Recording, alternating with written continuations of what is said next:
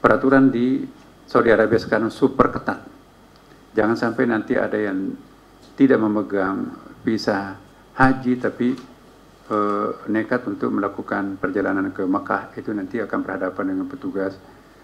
Sebagai ilustrasi ya, para pemirsa, saya hanya keluar dari hotel di Zamzam kemarin, itu langsung dijemput oleh polisi di situ, Pak, ini kalau tidak punya visa haji tidak bisa masuk di haram.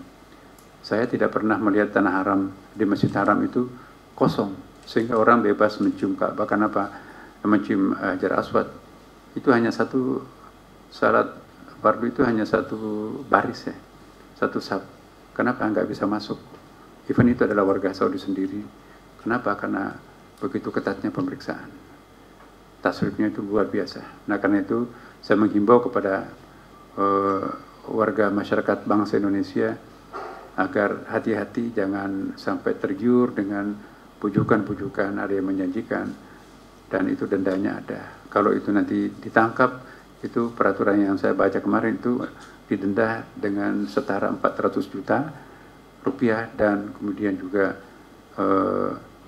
dipenjara atau 10 tahun tidak akan pernah bisa diizinkan untuk masuk di tanah suci.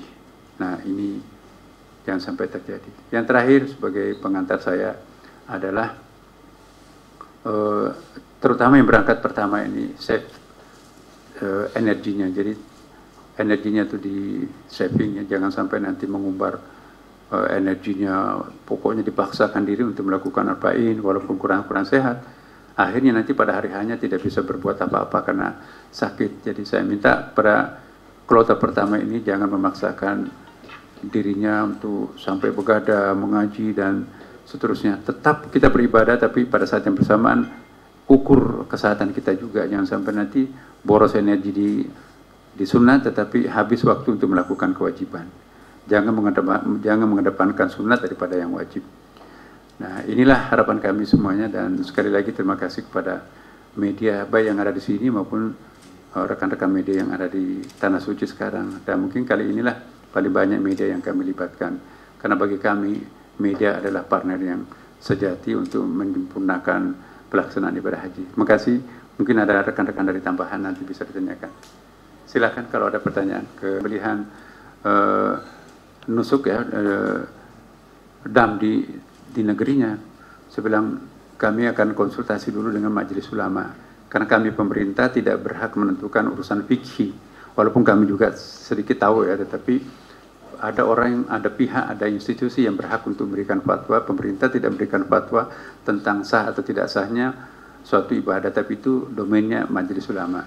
Nah, kami sudah menyampaikan juga kepada Majelis Ulama secara lisan ya, maupun juga pertanyaan secara tertulis kepada sejumlah ormas-ormas Islam, ulama-ulama kita. Di situ masih dua pendapat, sebagian yang mengizinkan karena itu ada ilatnya, ada karinahnya, dan ada maqasid syariahnya, ada banyak pertimbangan yang memungkinkan kita untuk melakukan penyembelihan dam di sini. Tetapi sebagian ulama kita masih sangat hati-hati untuk menetapkan hukum, dan sampai hari ini juga kami masih menanti fatwa Majelis Ulama tentang kebolehan kita untuk menyembelih di tanah air. Tetapi di negara-negara lain ya, sebagian Mesir juga sudah melakukan.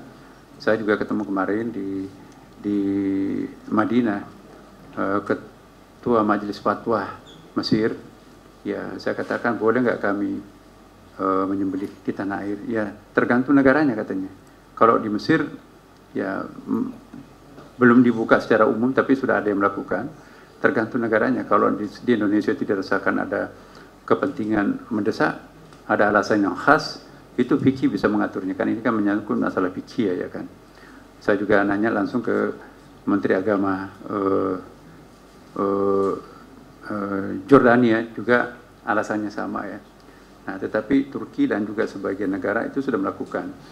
Dan ormas-ormas kita di Indonesia ini juga ada ormas Islam juga yang membolehkan, ada juga yang belum memberikan kepastian. Dalam waktu singkat ini kami akan meminta fatwa Majelis Ulama secara tegas, boleh tidaknya tahun ini, tetapi kami juga akan menyerahkan kepada teman-teman, terutama kepada para petugas untuk melakukan studi juga ya. Kalau ingin melakukan penyembelihan di sini, ada juga kaulnya, ada pendapatnya yang bolehkan, dan juga ada negara yang melakukannya. Nah, jadi kita untuk pendapat formalnya kami menunggu fatwa Majelis Ulama.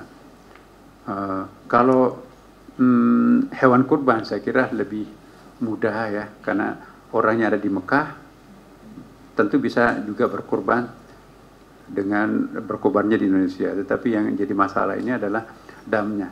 Sesuatu yang harus dilakukan untuk menyempurnakan haji itu dengan menyembelih seekor kambing ya misalnya, dan itu apakah bisa disembelih di tanah air atau harus disembelih di Mekah.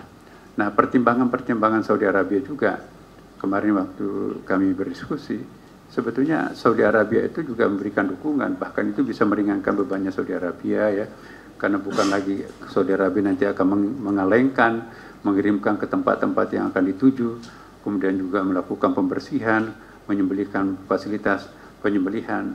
Jadi kosnya ternyata banyak, maka itu pihak Saudi Arabia itu juga tidak keberatan kalau ada negara-negara seperti Indonesia, 1/5 jamaah hajinya di dunia ini ada di Indonesia, mau melakukan penyembelihan damnya di tanah air. Tetapi jawabannya nanti kita tunggu fatwa Majelis Ulama. Saya kira gitu. Cukup ya?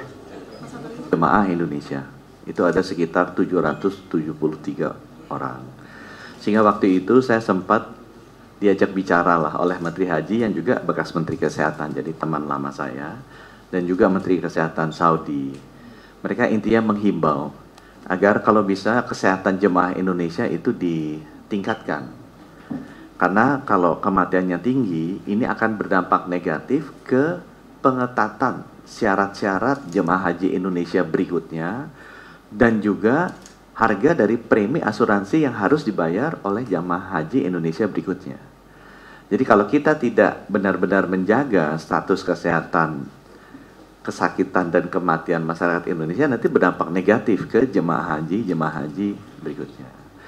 Nah, alhamdulillah kita melakukan perbaikan-perbaikan dengan Kementerian Agama, sehingga di 2024 itu turun drastis dari 773 ke 461.